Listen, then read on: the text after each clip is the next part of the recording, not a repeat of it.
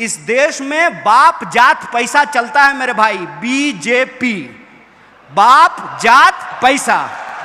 कहते हैं ना कि ये दुनिया है काला बाजार की, पैसा बोलता है, पैसे से हर चीज खरीदा जा रहा है।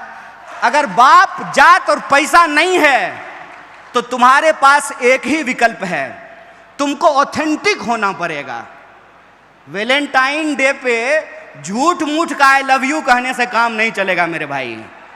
अगर प्यार करते हो तो तुम्हारे दिल में प्यार हो, और वो प्यार ऐसा हो कि वो इंसान तुमको मिले ना मिले तुम ही प्यार बन जाओ, ऐसा जज्बा तुम्हारे अंदर होना पड़ेगा।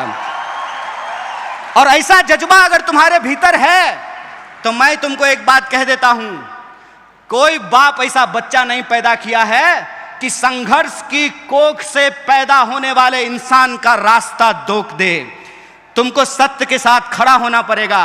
फिर वो जो नेताजी के साथ तुम ऐसे फोटो खिंचा रहे हो ना, वो नेताजी अपने पीए से फोन कराएंगे कि जरा उसको बुला दो, तो तुम कहना नेताजी बाद में आते हैं, अभी हम आंदोलन करने जा रहे हैं, जरा कलेक्टर को हम स्मारक पत्र देने के लिए जा रहे हैं। तुमको इस देश में वंश के नाम पर पेट में मार दिया जाता था, इस बात को याद रखना। तुमको पेट में मार दिया जाता था और तुमको अपने ही बाप को मुखाग्नि देने का अधिकार नहीं था, अपनी ही मां की चिता पे शामिल होने का तुमको अधिकार नहीं था। अगर तुम्हारा पति मर जाए तो तुमको जिंदा जला दिया जाता था, इस बात को याद रखना, क्योंकि तुमको जीने का अधिकार नहीं है, तुम विधवा हो चुकी हो।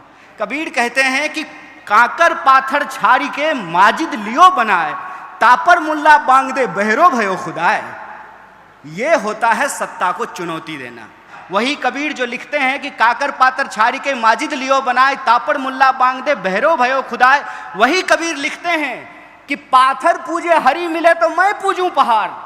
वही कबीर लिखते हैं, वही नानक लिखते हैं, वही बुद्ध लिखते हैं, वही इस देश के जन कवि लिखते हैं। अगर बुद्ध ने उंगली माल को संत बना दिया अपने अहिंसा से, तो तुम भी आज के उंगली माल को रास्ते पे ला सकते हो अपने संघर्ष से। बस इस बात को याद रखना। राजनीति दो ही तरह की होती है, एक होती है सत्ता की राजनीति और दूसरा होता है सत्ता के खिलाफ सत्य की राजनीति, और यही विचारधारा है। फर्ज कीजिए चांद तो वही है ना भैया, जिसको आप करवा चौथ में भी चलनी लेकर के देखते हैं और ईद में भी देखते हैं। चांद को थोड़ी पता है कि धरती पर उसके नाम से लोग लड़ रहे हैं। वो तो करवा चौथ में भी देखा जा रहा है और ईद में भी देखा जा रहा है। इसका फैसला आपको करना है कि आपको समाज में किस संरचना का निर्माण करना है। अगर आपको समाज में बराबरी की संरचना का निर्माण करना है तो भारत में उसकी चिंतन परंपरा को आपको ढूंढ करके लाना पड़ेगा। और भारत में समानता, एकता, न्याय, बराबरी, इसकी चिंतन परंपरा यह है कि आपको कबीर के पास जाना पड़ेगा, आपको नानक के पास जाना पड़ेगा, आपको बुद्ध के पास जाना पड़ेगा, आपको शिवाजी के पास जाना पड़ेगा, आपको अन्ना भाऊ साठे के पास जाना पड़ेगा। क्या कहते हैं कबीर? कबीर कहते हैं कि काकर पाथर छाड़ी के माजिद लियो बनाए, तापर मुल्ला बांग दे बहरो भयो खुदाए। ये होता है सत्ता को चुनौती देना। सत्ता कितने प्रकार की है? सत्ता जाति की हो सकती है, सत्ता धर्म का हो सकता है, सत्ता पितृ सत्ता की हो सकती है, सत्ता अर्थ का हो सकता है। कहते हैं ना कि ये दुनिया है काला बाजार की, पैसा बोलता है, पैसे से हर चीज खरीदा जा रहा है। तो सत्ता को चुनौती देने का जो साहस होता है, वो साहस अगर आपके भीतर है, वो समझ आपके भीतर है, तो आप सत्य की राजनीति के साथ खड़े हैं। दो ही रास्ता है, नदी के उस किनारे खड़े हो जाइए, सत्ता से हाथ मिला लीजिए, या अपने दिलों में सत्य का अरमान लिए हुए गांधी बुद्ध के रास्ते पे चल पड़िए, डॉक्टर बाबा साहब भीमराव अंबेडकर के रास्ते पे आगे निकल पड़िए। और बुरा मत मानिएगा, बहुत सारे स्पीकर ने कहा कि विचार नहीं होता है। गलत बात है।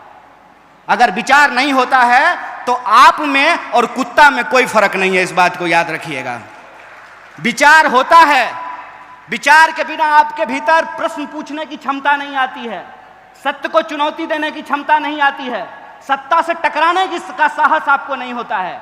और तर्क की अगर आप बात करेंगे तो इस देश में तर्क रहा है, और तर्क ने हर प्रकार की सत्ता को चुनौती दिया है। वही कबीर जो लिखते हैं कि काकर पातर छाड़ी के माजिद लियो बनाए, तापर मुल्ला बांग दे बहरो भयो खुदाए, वही कबीर लिखते हैं कि पाथर पूजे हरि मिले तो मैं पूजूं पहाड़। वही कबीर लिखते हैं, वही नानक लिखते हैं, वही बुद्ध लिखते हैं, वही इस देश के जन कवि लिखते हैं। और कवि दो तरह के होते हैं, इस बात को याद रखिएगा। जैसे मैं कहता हूं कि राजनीतिक व्यक्ति दो तरह का होता है, उसी तरह से कवि भी दो तरह के होते हैं। एक कवि वो होता है जो राजा के दरबार में बैठ करके राजा के लिए भजन गाता है, दूसरा कवि वो होता है जो जनता के बीच में जन संघर्षों का गीत गाता है। इसका चुनाव आपको करना है। हमारी बहनें यहां बैठ करके शानदार भाषण दी हैं।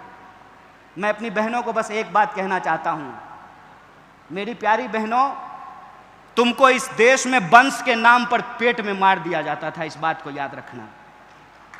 तुमको पेट में मार दिया जाता था और तुमको अपने ही बाप को मुखाग्नि देने का अधिकार नहीं था, अपनी ही मां की चिता पे शामिल होने का तुमको अधिकार नहीं था।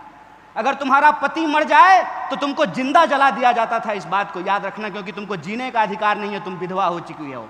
ये तमाम कानून इस देश में बदले गए और महिलाओं को भी पढ़ने का अधिकार मिले। उसके लिए सावित्रीबाई फूले ने संघर्ष किया और महिलाओं को पढ़ाया। और जब आज महिलाएं पढ़ी हैं तो उसका नतीजा है कि वो पढ़ा भी रही हैं और पढ़ भी रही हैं और मंच पे खड़ा होकर के आज भाषण दे रही हैं।